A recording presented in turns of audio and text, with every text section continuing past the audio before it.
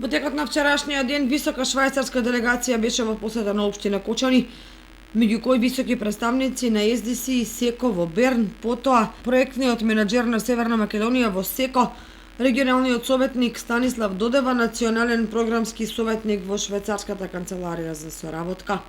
Најпрвен беше остварена посета на пречистителната станица за отпадни води во село Мојанци, чишто проект е финансиран од страна на швајцарската агенција СЕКО. Тамошната посета беше проследена со презентација за работата и придобивките од функционирањето на станицата, презентирана од страна на вработените, а свое обраќање имаше и директорот на комуналното јавно претпријатие Водовод Иван Иванов. Во склоп на вчерашната работна средба, високата швајцарска делегација во просториите на мултикултурниот центар во Кочани оствари средба и со градоначалникот Љупче Папазов,